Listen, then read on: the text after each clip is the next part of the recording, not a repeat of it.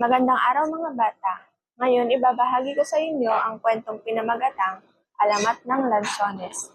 Ang kwentong ito ay muling isinalaysay ni Lamberto E. Antonio at iginuhit ni Jose Prado. Halina't samahan niyo akong tuklasin ang pinagmulan ng masarap na prutas ng Lanzones at ang aral na maaaring matutunan natin mula rito.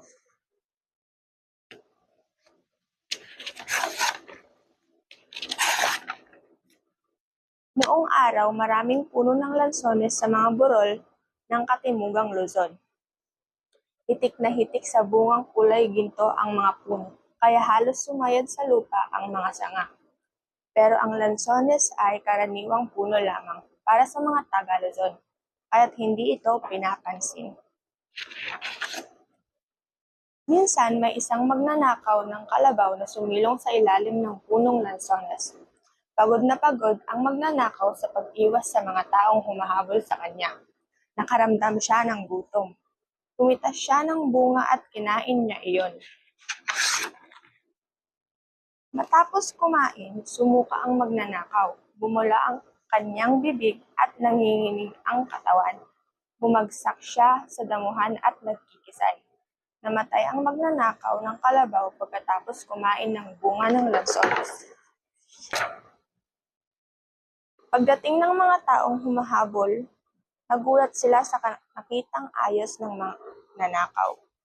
Napansin nila na kumain ng lansones ang magnanakaw. Naisip nila na may lason ang lansones, kaya namatay ang magnanakaw. Nang kumalat ang balita tungkol sa pagkamatay ng magnanakaw, wala nang nangahas magpunta sa burol. Iniiwasan nila kahit ang paglilim sa puno ng lansones. Pati mga hayop at ibon ay natatakot lumapit sa puno.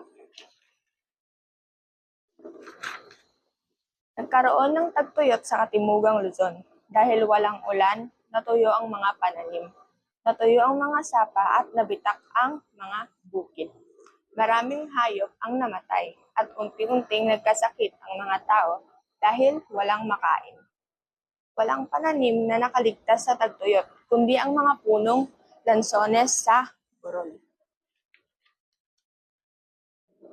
Isang hapon, may napansing babae ang mga tao.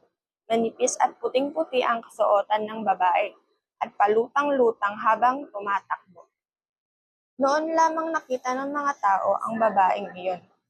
Dahil sa mahiwagang anyo at kilos ng babae, sinundan siya ng mga tao hanggang makarating sa lugar ng mga punong lansones. Dinatnan nilang kumakanta ang mahiwagang babae habang palutang-lutang sa hangin. Maya-maya, pumitas ito ng lansones at kumain. Nagulat ang mga taong nanunubok. Naisip nilang tiyak na mamamatay ang babae. Pero hindi nangyari ang inahasahan nila. Sa halip na bumula ang bibig at mamatay, nagpatuloy sa pagkain ng lansones ang babae. Pasigla pa itong kumakanta habang kumakain. Biglang natulala ang mga tao nang humarap sa kanila at magsalita ang mahiwagang babae. Huwag kayong matakot, hindi ba't nagugutom kayo? Hali kayo, kainin ninyo ang masarap na prutas na ito. Nang ayaw pa ring lumapit ng mga tao, muling pumitas ng lansones ang babae at kinain ito. Hindi kayo dapat matakot. Inalisan ko na ng lason ang mga bunga ng lansones. Pagkasabi nito'y biglang nawala ang babae. Nagtatakang naghanap ang mga tao. Inisip nilang namatay ang babae.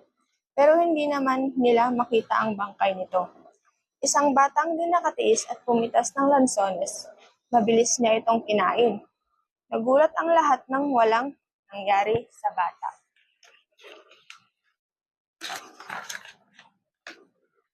Doon nila narinig ang tinig ng mahiwagang babae. Maaari na ninyong kainin ng lansones, ang bakas ng aking kurot sa bunga ay palatandaang nawala ang lason ng bungang iyan. Napatunayan ng mga tao na totoo ang sinasabi ng babae. Mula noon, naging isa sa mga paboritong pagkain ng mga taga-Luzon ang lansones, na nagligtas sa kanila sa matinding gutom. Nang lumaon, ang lansones ay naging isa sa mga popular na prutas sa buong Kapulaon.